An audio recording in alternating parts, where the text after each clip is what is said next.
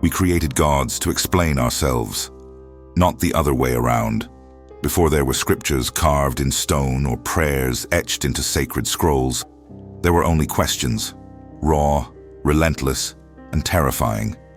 Long before temples and religions, our ancestors sat in silence beneath vast, unfeeling skies, listening to the howling of wind through the trees, watching lightning split the heavens, and trembling before the invisible force of death. And in that silence, something began to stir.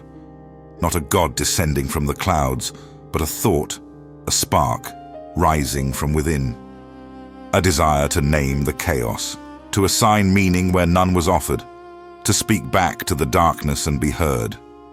We didn't create gods to control others or to manipulate society, as some might argue. We created gods the way a child creates stories in the dark, not out of ignorance, but out of a desperate need for safety, for connection, for understanding. The earliest gods were not separate from nature. They were nature. The storm didn't have a cause, it was the god.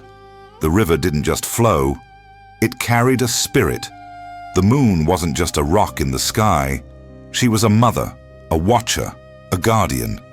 Our ancestors saw themselves reflected in the world around them, and in return, they saw the world reflected inside themselves.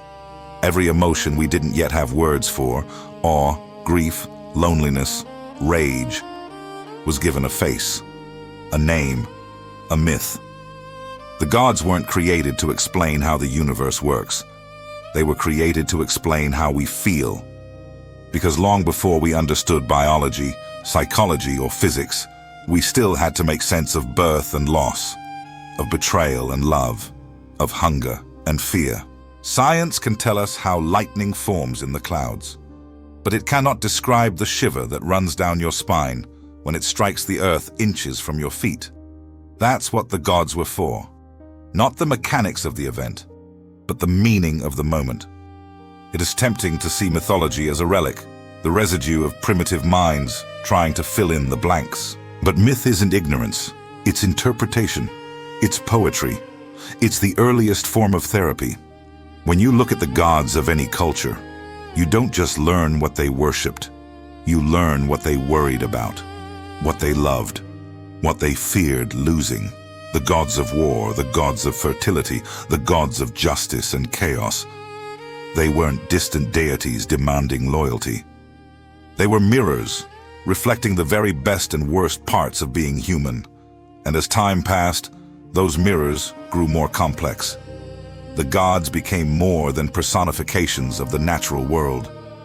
They began to take on our inner conflicts, our moral dilemmas, our philosophical questions. What is good? What is evil? What happens when we die? Why do bad things happen to good people? As soon as we asked those questions, the gods shifted. No longer just spirits in the forest or thunder in the sky, they became judges, tricksters, healers, and destroyers. They evolved with us, because they were never outside of us to begin with. This is the heart of what we explore in this story. Not whether gods exist, but why we needed them to. Why every tribe, every civilization, every continent created them. And why even in an age of science and reason, we still look for something sacred, something greater, something listening. Whether we call it God, the universe, energy, source, or spirit, the need hasn't changed. We still crave connection. We still long for meaning.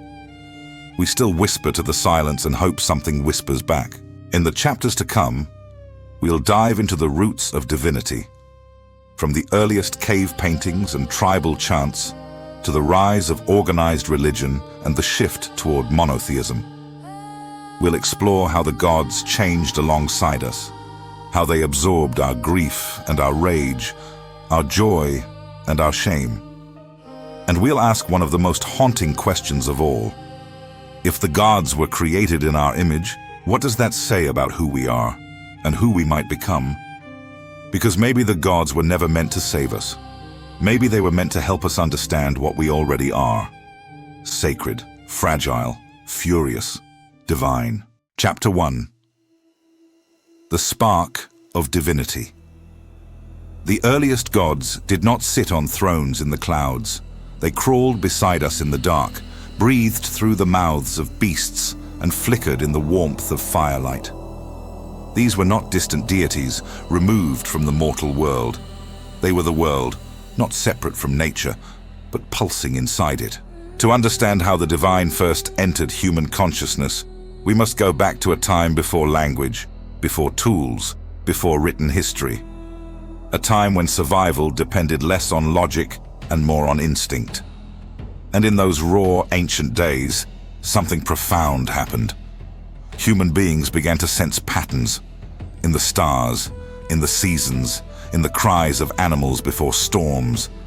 We began to wonder not just what was happening, but why.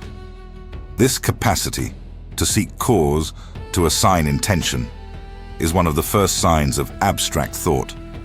A rustle in the grass wasn't just wind, it could be a predator. The red glow on the horizon wasn't just pretty, it could mean danger. And once we began to attribute agency to natural phenomena, we stepped into a new realm of consciousness. Rain no longer simply fell, it was given. The hunt didn't just fail, it was withheld. The sun didn't rise because of physics, it was dragged across the sky by something larger than ourselves. And just like that, the divine was born, not through revelation, but through projection. In many ways, the gods were our first science. Before there were formulas, there were fables. Before theories, there were thunder gods. But unlike modern science, which asks how, mythology asked who and why. Who caused this? Why did they choose this moment?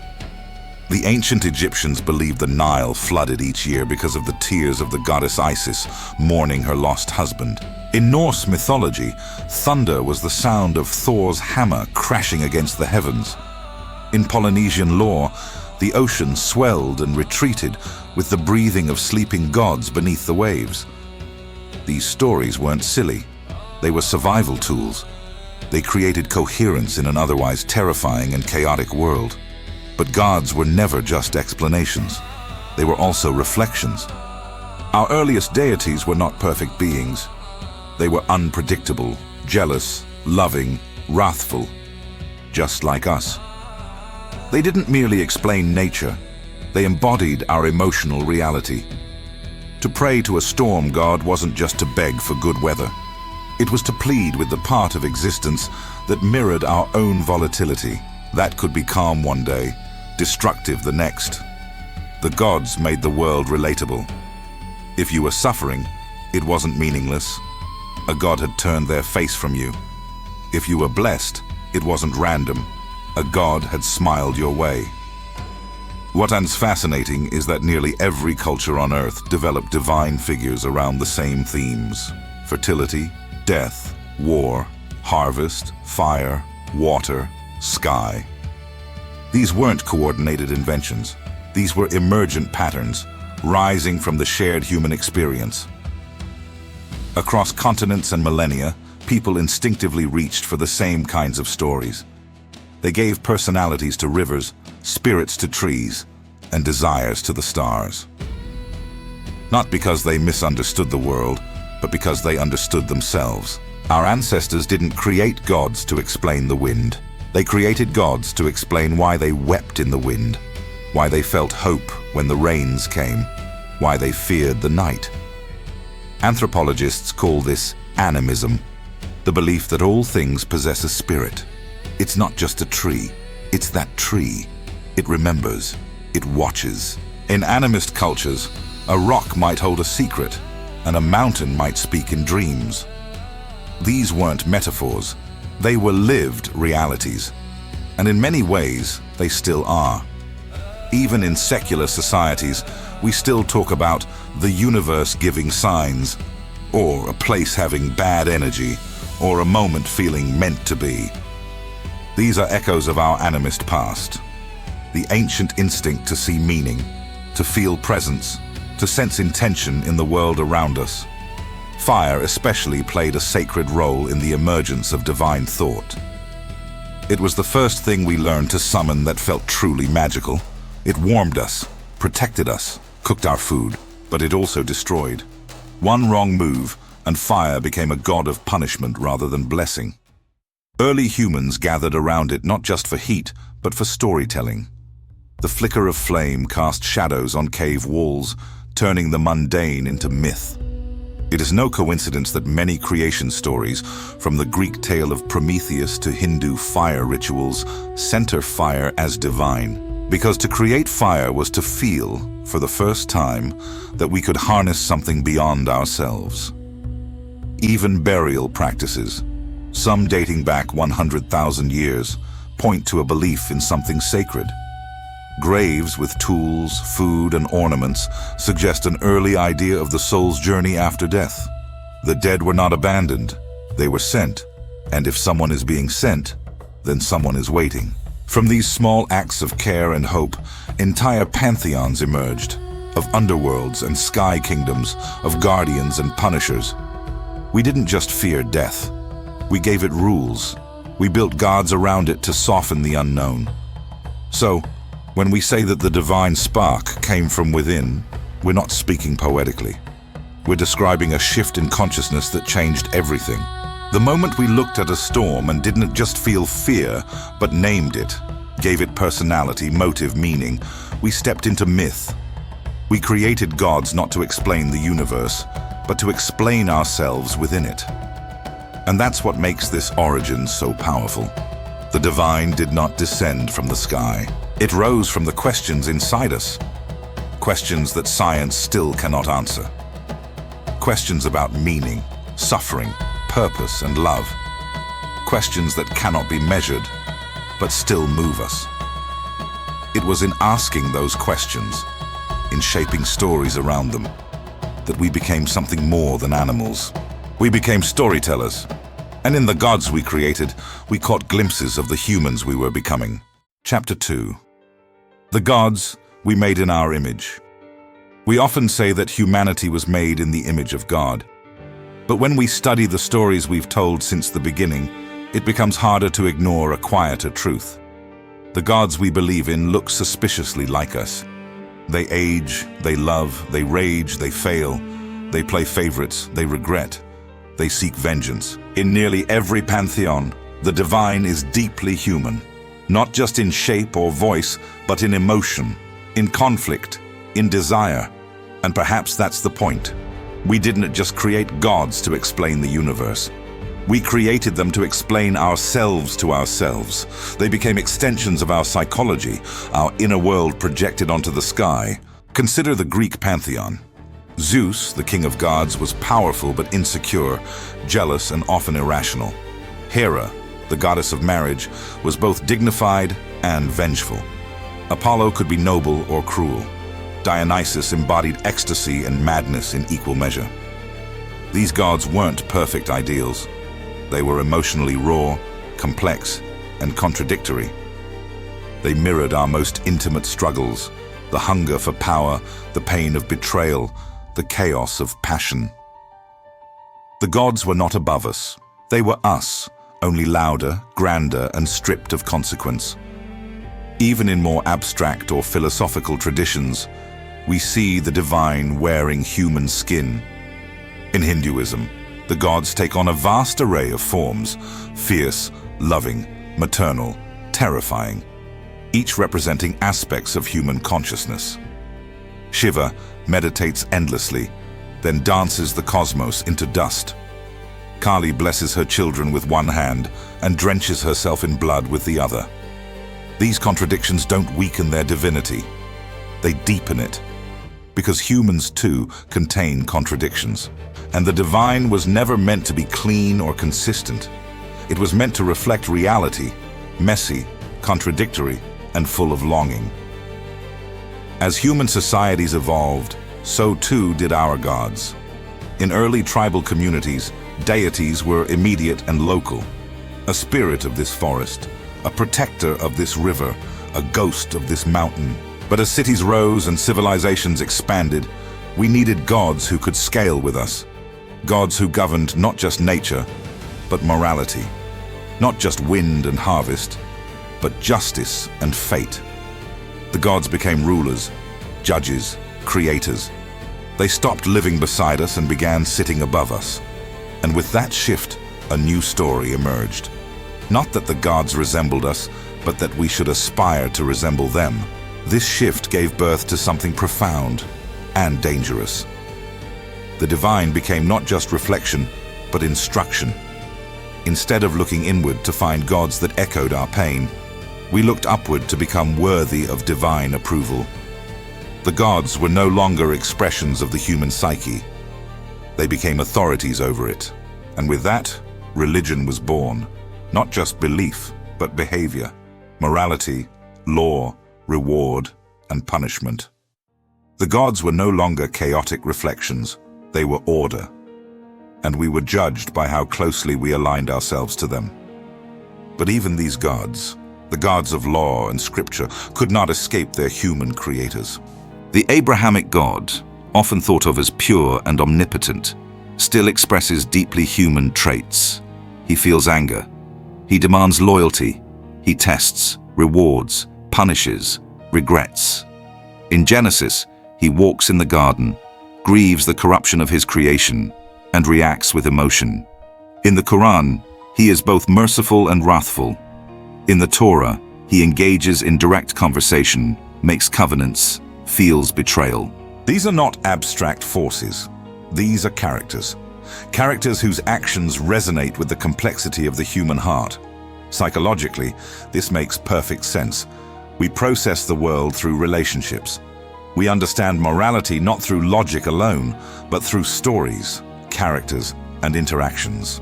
A God who embodies justice is easier to relate to than a mere principle of fairness. A God who suffers is more comforting than an unfeeling cosmic law. The gods we made, even when painted as perfect, are still dressed in the language of love and loss, because that is the language we understand best. Carl Jung once wrote that the gods have become diseases. What he meant was that the divine, once externalized, now lives within us, and when ignored, manifests in strange ways. Our suppressed desires, our guilt, our existential fear, these don't disappear just because we stopped naming them as gods. They become neuroses, shadows, internal battles with no myth to contain them. The old gods were never about literal truth. They were containers for emotion, for transformation. Without them, we risk forgetting the shape of our own inner world. Modern psychology now echoes what mythology understood thousands of years ago. We are driven by forces beyond our conscious control. Archetypes, impulses, subconscious patterns. The old gods were not nonsense. They were early psychology. They were attempts to map the soul before we had the language of dopamine and trauma. And the more we try to erase them, the more we find ourselves haunted by them. Not as deities, but as metaphors, as symbols, as names for things we still don't fully understand. In art, we resurrect them. In film, they reappear. In dreams, they visit us. Not because we still believe in Zeus or Ra or Inanna, but because the emotions that birthed them have not gone away. The need for meaning, the terror of the unknown, the hope that someone somewhere understands. That's the real purpose of gods, not control, but connection, not obedience, but recognition. We made the gods in our image not to worship ourselves, but to understand what it means to be human. To hold up a mirror and say, this is what we feel. This is what we fear. This is what we hope to become. And in doing so, we gave shape to the formless. We gave faces to forces too vast to name. And perhaps that's the greatest act of creation we've ever accomplished. Not the building of temples, but the building of meaning, carved from the chaos of existence. Chapter 3. Belief as a mirror, not a map. Belief was never meant to be a set of coordinates that lead us to some universal truth. It was always a mirror, polished by generations, clouded by fear, cracked by suffering, held up to help us understand the shape of what we carry inside. When we look at belief systems across the world, what we're really seeing are portraits of humanity. Not blueprints for enlightenment, but emotional self-portraits, created over time to reflect the values, traumas, dreams, and collective psyche of a people. That's why beliefs change when people do. When a society is nomadic and vulnerable, their gods are often fierce, tribal, and rooted in nature. When a society becomes imperial, their gods become more complex, hierarchical, and judgmental. The mythologies of a desert people are different from those who lived near rivers, not because truth changes with geography, but because need does. Belief adapts to reflect what we need to feel safe, to feel seen, to feel saved. And in that way, every belief system is less a revelation from beyond and more an echo from within. We often imagine religion as something static, handed down, sealed, absolute. But in truth, belief evolves like language. It adapts through stories, symbols, and rituals that mean different things in different times. The ancient story of a flood, for instance, appears in Mesopotamian, Hindu, and Abrahamic traditions, not because the same God told every group the same tale, but because floods were a shared terror. And shared terror births shared myth. The flood isn't just about water. It's about fear of destruction, about cleansing, about starting over. The meaning is not in the literal event. The meaning is in us. This is why the same story can heal in one culture and oppress in another. A belief is only ever as compassionate or cruel as the people who carry it. Some have used gods to justify war, slavery, and conquest.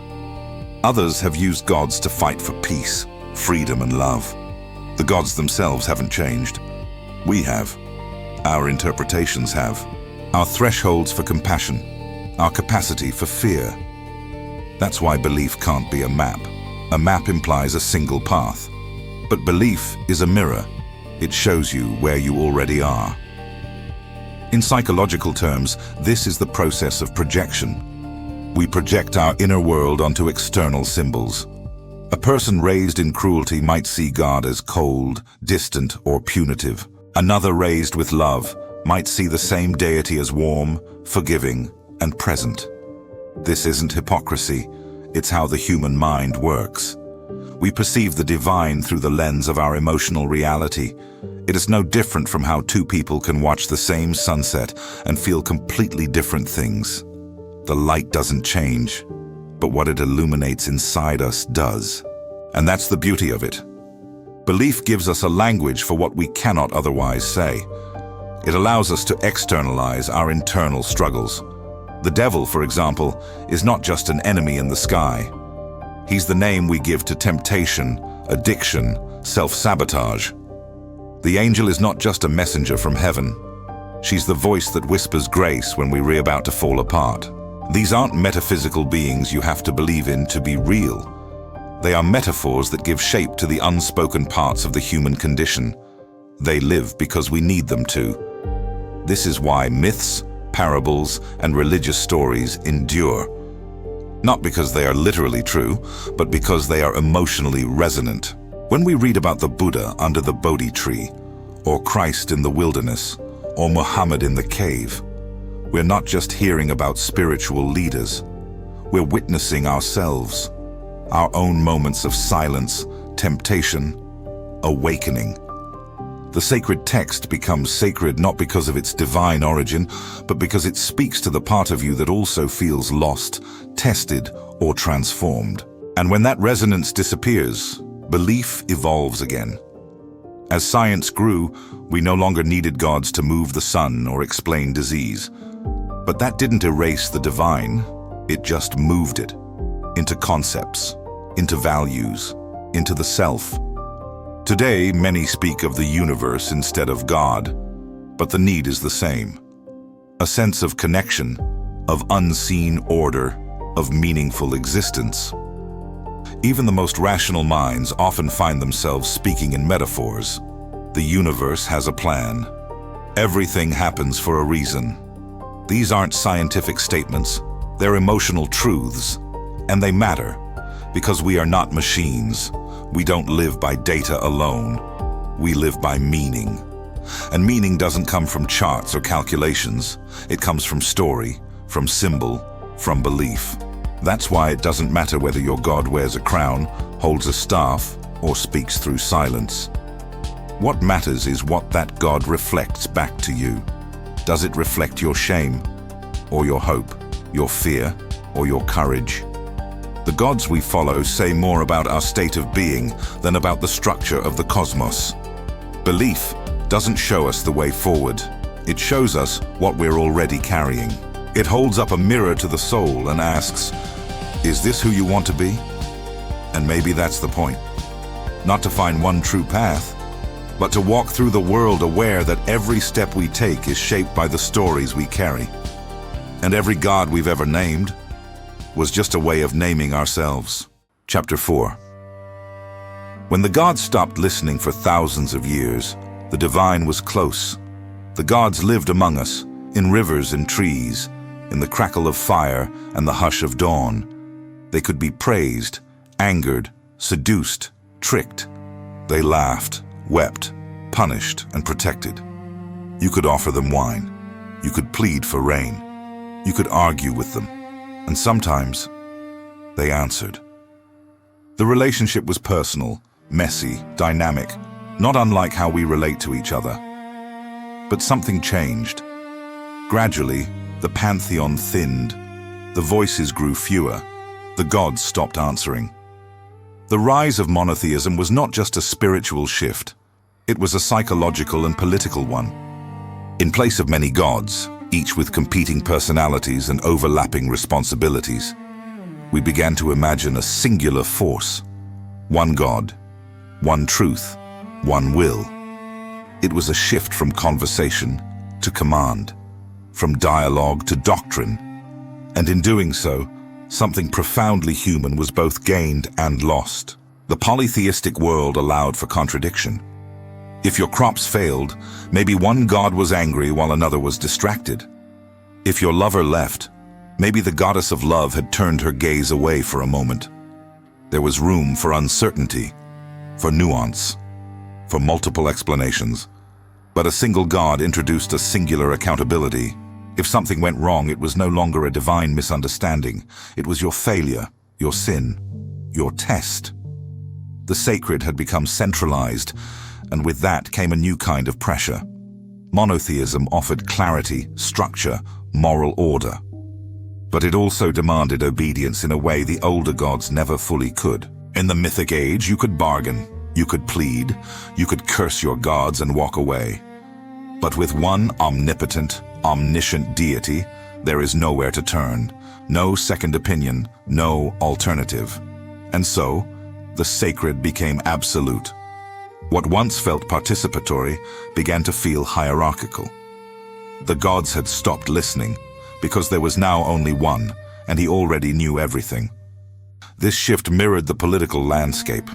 As tribes became kingdoms, and kingdoms became empires, centralized power required centralized belief. A singular god was easier to unify a people under, easier to regulate, to weaponize, to protect, and control. It's no coincidence that empires often rose alongside the rise of singular deities. Pharaohs were gods, emperors were chosen by gods, kings ruled by divine right. The divine had been pulled out of the earth and placed onto the throne. And with that, spirituality became law. But something deeper was lost. The intimacy, the rawness, the feeling that the divine might be hiding in the corner of the room or humming through the wind. The god of monotheism was vast, infinite, and often silent, no longer beside us but above us, judging from a distance. And when that distance grew too wide, belief began to feel hollow. People cried out for signs and heard nothing.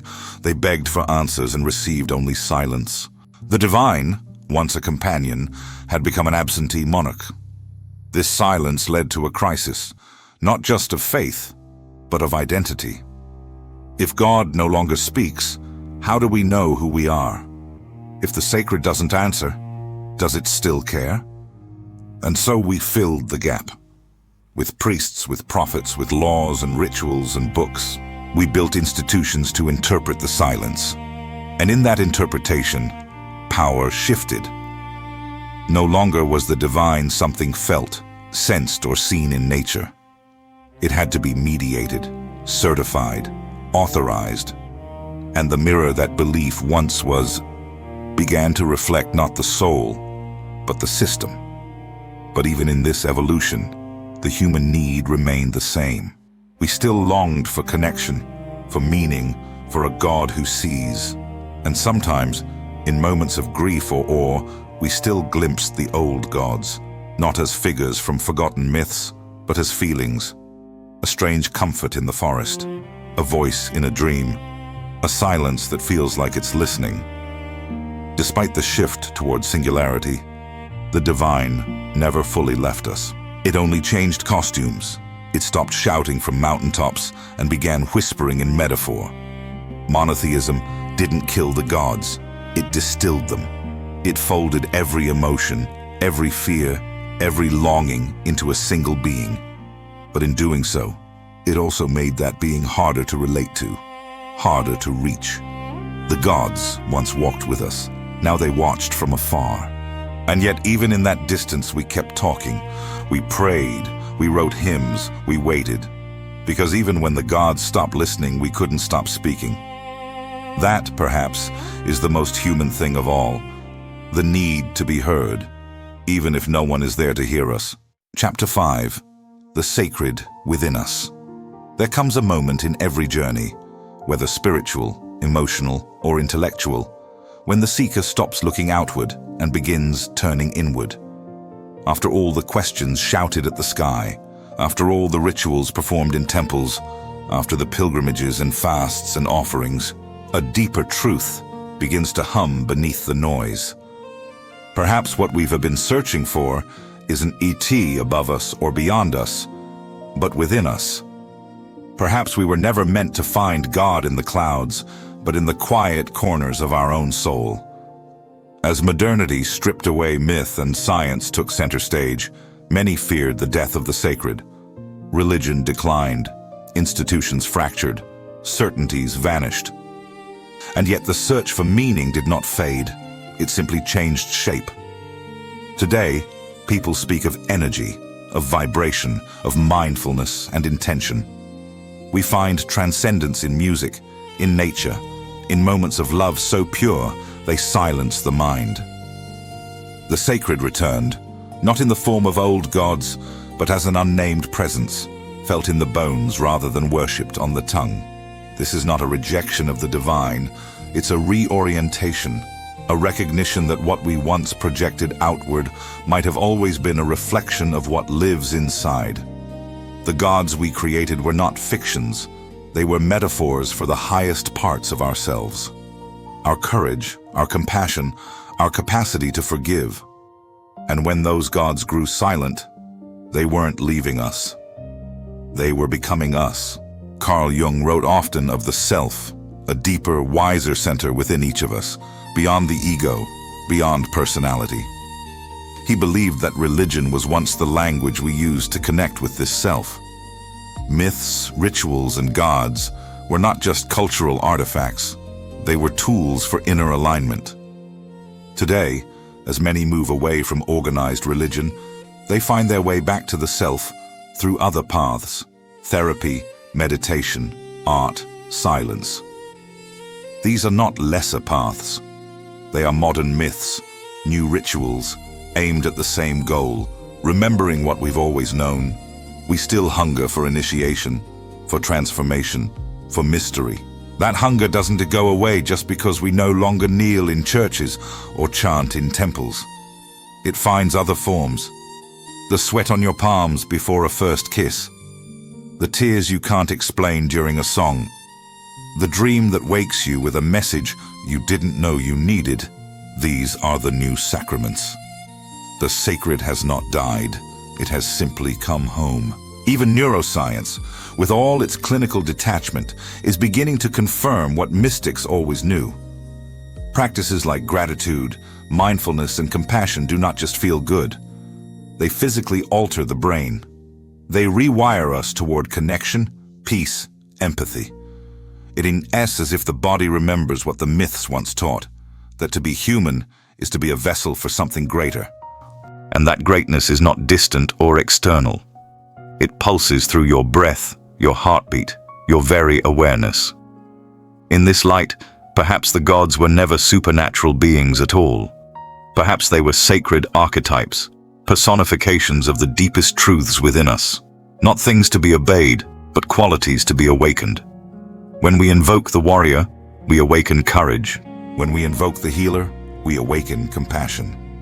When we invoke the trickster, we awaken adaptability and creative chaos. These gods are not gone. They're encoded into the psyche, waiting to be remembered. The stories we once told about gods descending from mountains or speaking through fire were never really about the gods. They were about us, learning to trust our intuition, to face fear, to surrender control. And now, in an age where belief is fractured and truth is personalized, we are being invited back into that same conversation. Not with thunderbolts or burning bushes, but through the quiet realization that every divine quality we once worshipped is something we're capable of becoming. This doesn't mean every answer is found within, or that community, tradition, and guidance are obsolete. Far from it. We are meaning makers by nature, and we thrive when we feel connected to something larger. But that connection no longer needs to be mediated by temples or creeds. It can be found in a breath, in a glance, in a choice to love instead of fear. The sacred lives in the pause before you speak, in the truth you choose to tell, in the shadow you dare to face. And maybe that's the most profound transformation of all. Not that we stopped believing in gods, but that we began to see ourselves as capable of divine love, divine rage, divine mercy. We no longer need to look to the heavens to find what's holy.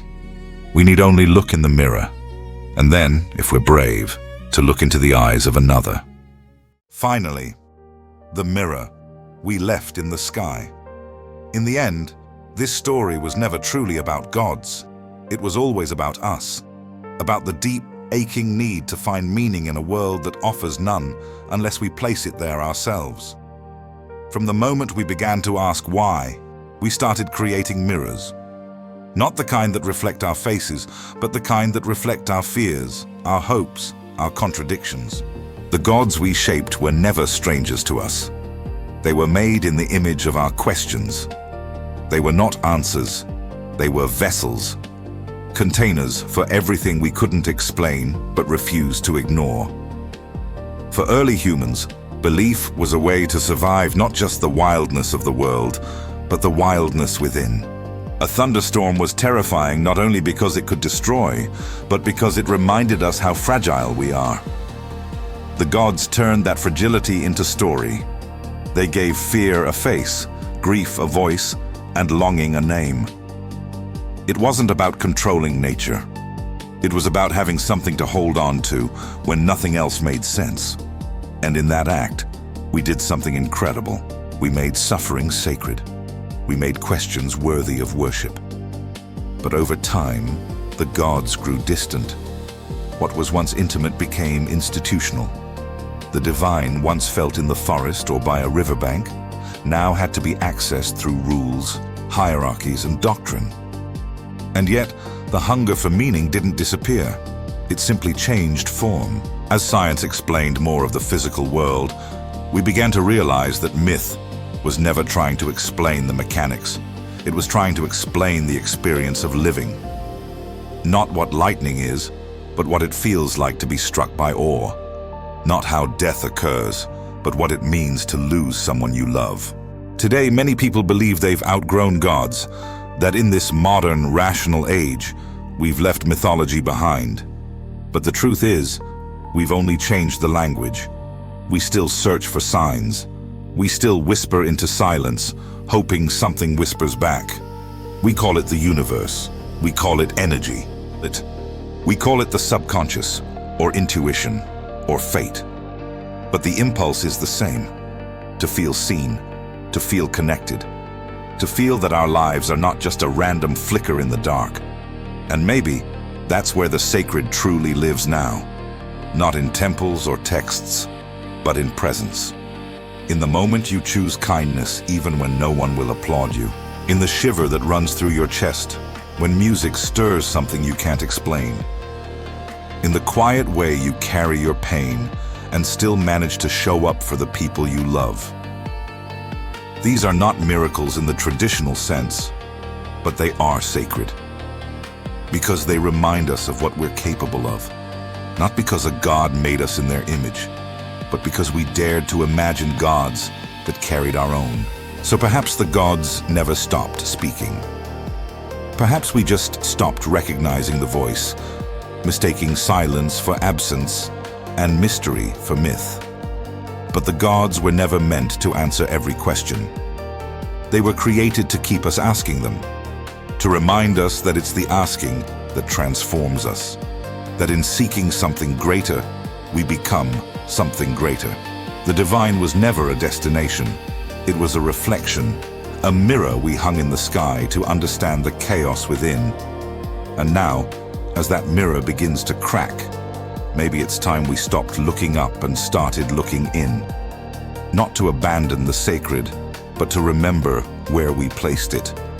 In our hearts, in our stories, in the quiet courage it takes to live without certainty. Because in the end, the gods we made were never about power. They were about presence. And their legacy is not belief. It's the depth of being human and the endless beauty of never having all the answers.